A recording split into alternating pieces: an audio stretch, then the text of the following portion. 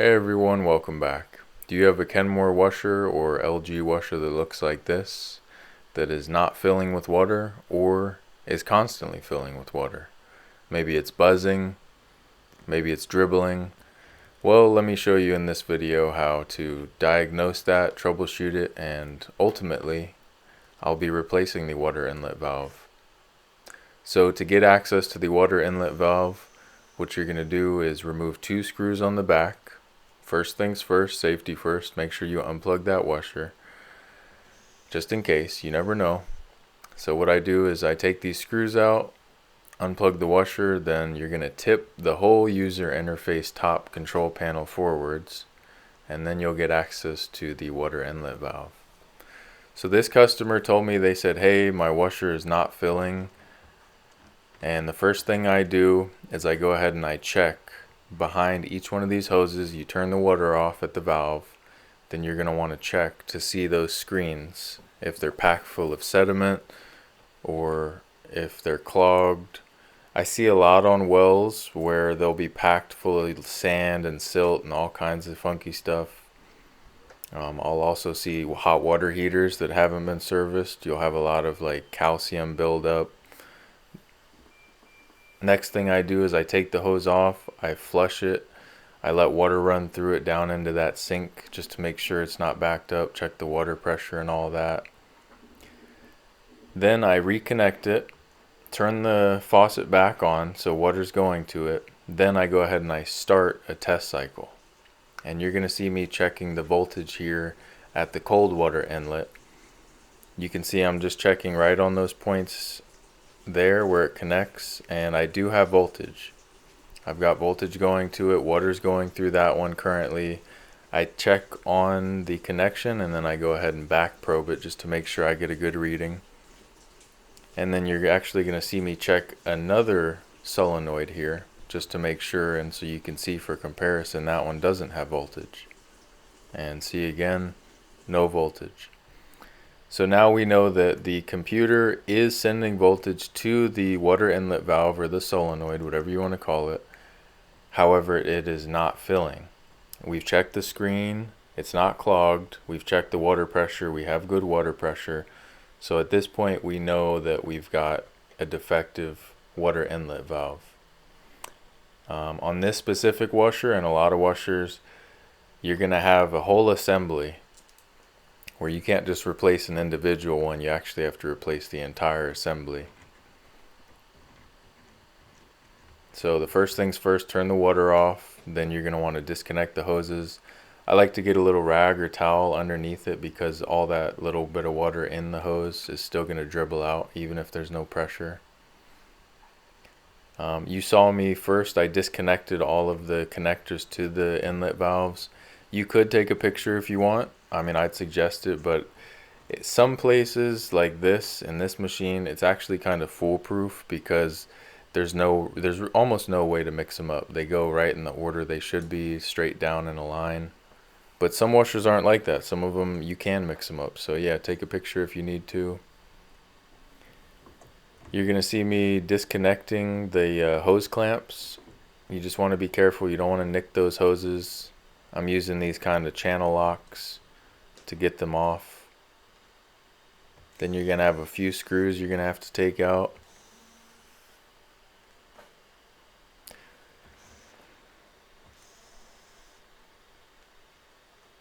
And now what you're going to kind of have to do is you're going to want to lift up gently and wiggle it out of that soap dispenser assembly. You're going to see that there's a few rubber grommets that are on that water inlet valve assembly that slide into that dispenser assembly. So you kind of have to gently lift up and away. You can see I'm kind of pulling on that hose a little bit. Here we go. And yeah, there's a little bit of water dripping around, so I take the little rag there, set it down, try and soak some of that up so it doesn't get anywhere it shouldn't.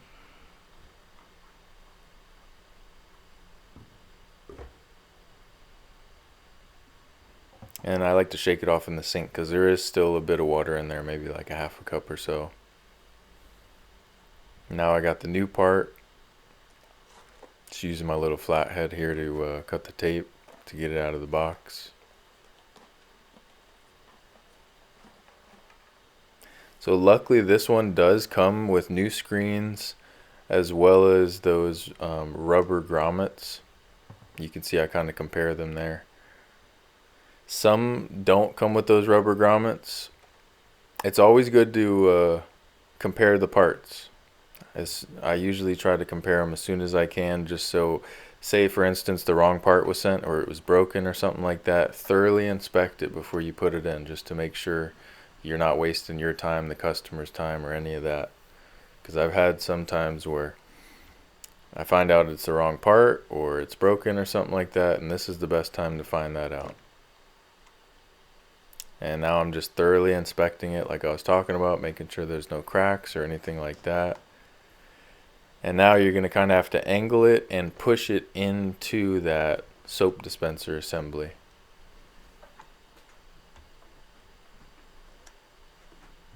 Just kind of wiggle it. Don't force it too much. It's a lot of plastic parts. You don't want them to break, so just slow and steady.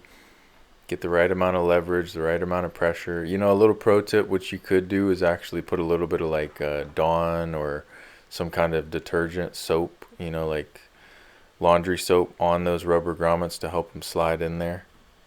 I do that sometimes on rubber gaskets or things that I need to help slide on washing machines.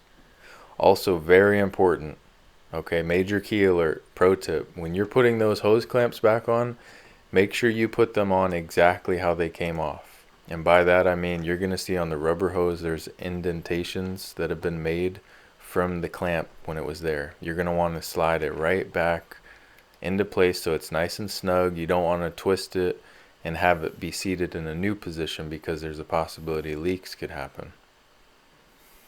Alright, I sped up the video here just so to be respectful of your time and mine. Pretty simple, straightforward. From this point you're just going to put it back together in the reverse order. Some more reasons why you'd have to replace this water inlet valve is what I've seen a lot, like I said, on wells. You're going to have sediment going into those water inlet valves, and it's essentially just like a plastic tap, like a plastic faucet handle assembly. And when too much sediment and sand get in there, it'll seize it up. It could seize it open, so your washer could be filling constantly, even when it's turned off, or it could seize it closed, where your washer won't fill. You might hear it buzzing when it's supposed to be filling, but water isn't coming in. Alright, you saw me tighten those hoses back on. Don't tighten them too tight. You don't want to crack the plastic, and you don't want to warp the rubber O-ring on it. You're just going to tilt that user interface back, line it up, put the screws in, and you're good to go. You could see the customer walk in there. I'm just letting them know, giving them an update what happened. I basically informed him I replaced the water inlet valve. I'm going to show him the old part. Now what I'm doing is I'm running a test cycle. I just want to make sure that it fills with water, and that the hot and the cold valves are all working. Everything's good. It's always good to test and verify. And shout out to all you guys. Shout out to my new subscribers. Shout out to everyone commenting and liking. I really appreciate everything, and it's definitely helping the channel. Just kind of tidying up my workspace here, putting the old part in the box, packing up my tools, waiting for the washer to finish up its baby safety algorithm, where it makes sure that there's no child or anything in there. It's also trying to weigh, see what's going on, if there's clothes or whatnot. There we go. It's filling with water. It's on warm, so it's filling with hot and cold. Hey, thanks for watching. Hopefully this helped you, and have a great day. See you in the next one. Later.